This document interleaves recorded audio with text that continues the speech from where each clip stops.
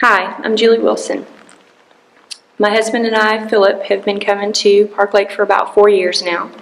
I haven't been here every Sunday or every service due to the fact that I've been dealing with breast cancer, but I am at the end of my journey. Hopefully this December will be my last surgery.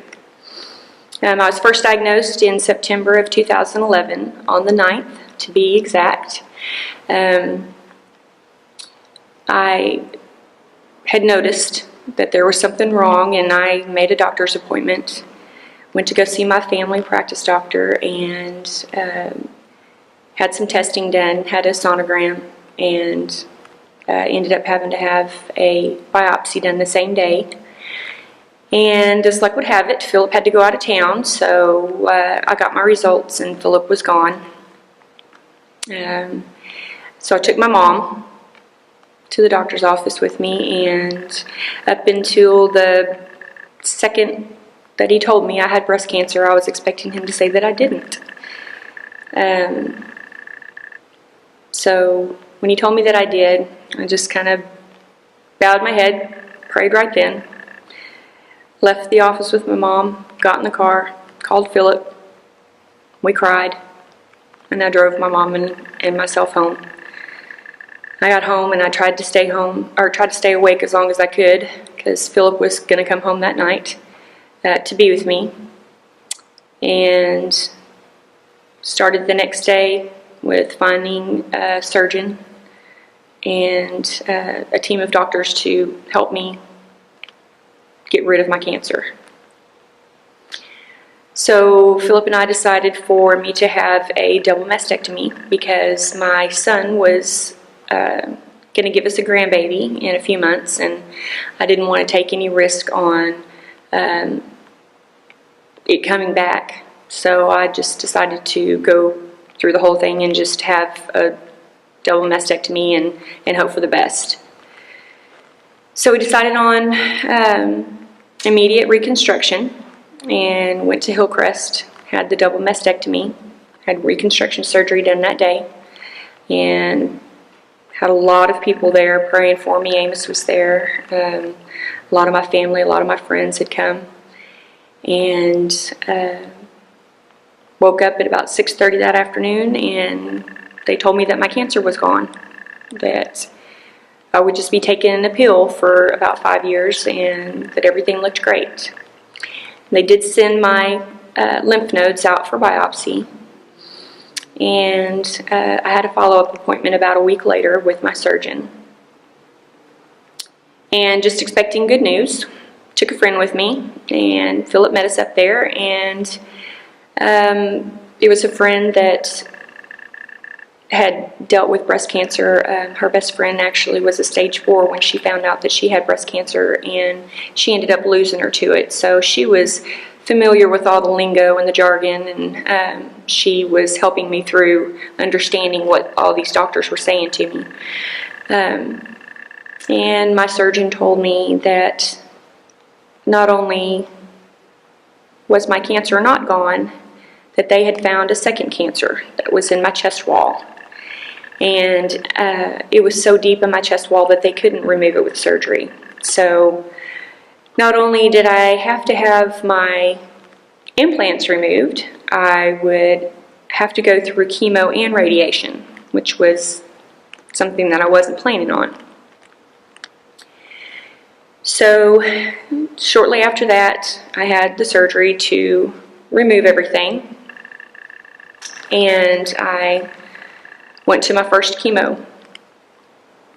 And they told me about the second time you have chemo, your hair will be gone.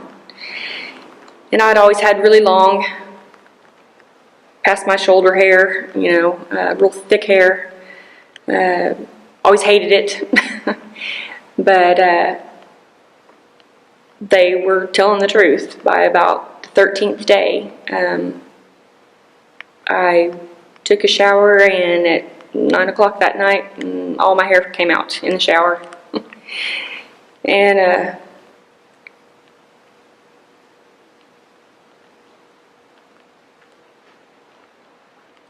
but I kept doing my chemo, and I got me a wig, and I know y'all probably remember me. I had shoulder length hair, and then I had a really long hair wig. But I kept working. I went to work every day. I missed a little bit of work from the chemo because it made me very sick. Missed some church. But then I started my radiation, and I did all of my radiation on my lunch hour every day.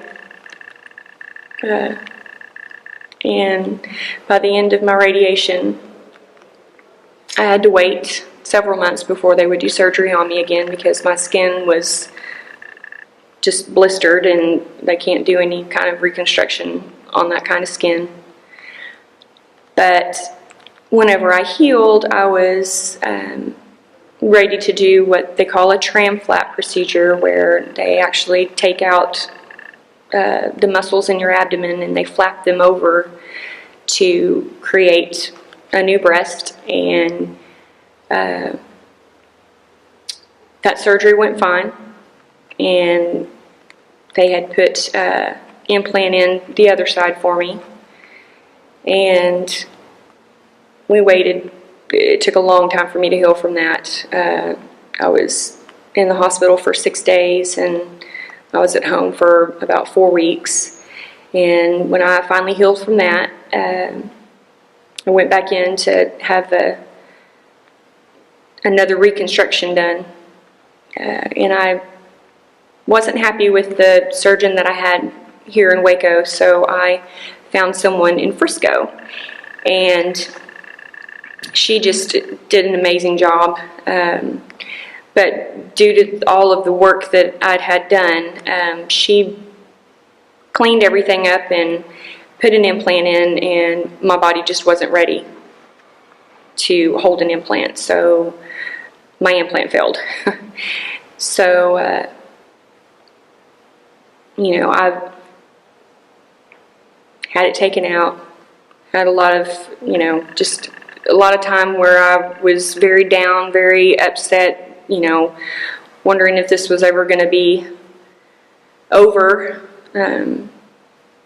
Had a lot of comfort and prayers from women here in our church, you know, Shirley and Mandy and Marlene, Sarah, everybody, all you women know who I'm talking about, that have just been there for me, that think about me when I'm not even thinking about it, or, you know, tell me that you're praying for me. And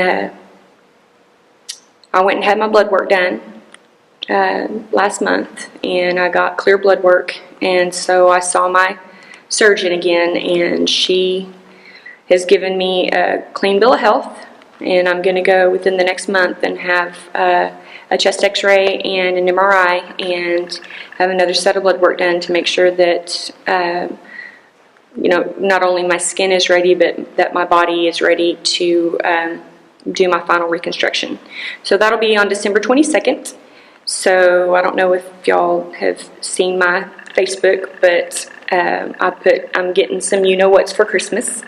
So I'm really looking forward to that. I'm looking forward to actually spending a Christmas and being happy about it, and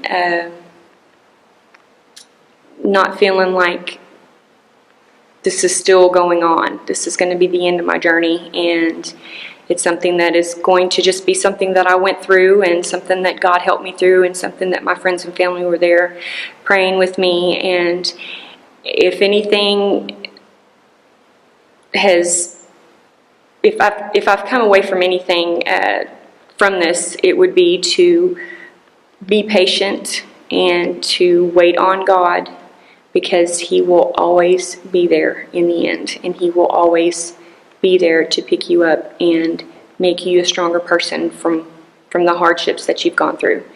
It's a fact.